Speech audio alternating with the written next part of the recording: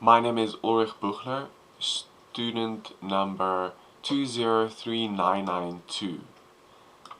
This is how I think Feuerstein's theory can be used as an action plan or an intervention plan, or even a strategy to follow a class, to have a holistic and constructivist outlook on these class, where students can build on their knowledge, build on their vocabulary, build on different skills with one lesson or topic. So Feuerstein believed that there were three phases of cognitive function that are used for learning and thinking. These three phases are the input phase, the elaboration phase, and the output phase. I believe that these three phases can be used to divide up a lesson so that students learn holistically and in a constructive way, where they build on various skills and are also exposed to and introduced to various forms of the information so that they can take the information in different ways. First of all, the input phase. In this phase, the teacher will guide the students to explore systematically. So as an example, I'm going to use a book.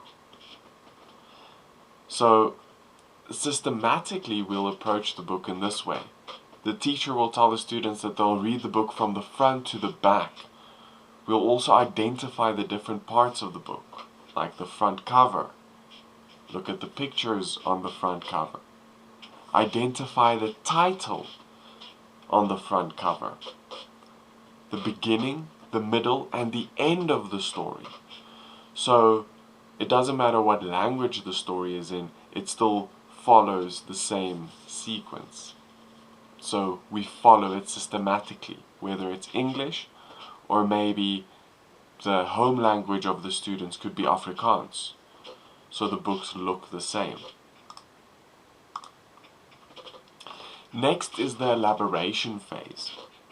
This is where meaning is generated. So the meanings of words are learned.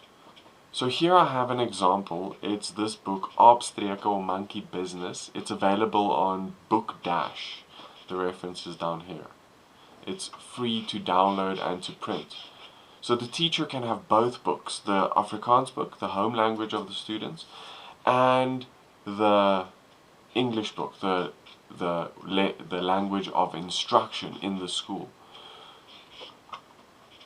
So this book can be used to get words that the teacher can use to make double-sided flashcards with translations on each side. So this side could say groot, and the other side could say big, the translation of the flashcard.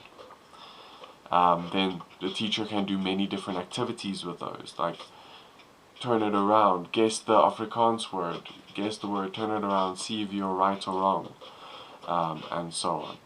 The teacher can make flashcards to show meaning, like something big, like a bus with groot. And then here is klein or small, and then the teacher can draw something small, like a mouse, with the word small and klein. And here also the teacher can say the words and ask the students to draw descriptive pictures that indicate the meaning of the words. So there are different ways in which they can absorb the information. Next, they can identify the relationship between the objects. Like, what food do which animal eat in the story? The different names for those, Afrikaans and English. How does this animal move or sound? So then, yet again, they can look at the different translations, and that can help them to remember it. Make inferences and draw conclusions. So this is where the teacher will ask the students questions. What is the story about? What do you think the story is about? What will it be about? What do you think will happen next? Or what will this character or what will they do next? So in this phase, these strategies and exercises can be done through the beginning, middle, and end of the story. The output can also be the conclusion of the lesson.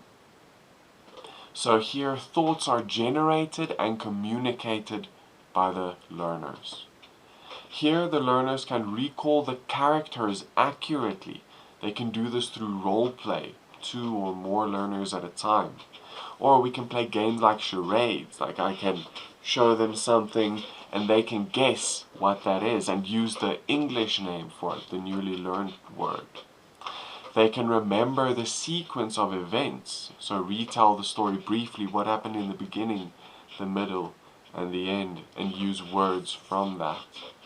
And here they can also retain visual information. They have to show that they can retain visual information, redrawing the pictures in the story. So the students can redraw the pictures as they remembered it, and even use pictures to then retell the story.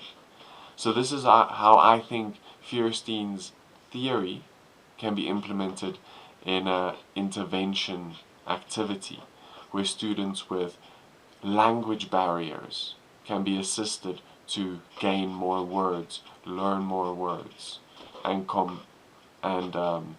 participate in the lessons and activities.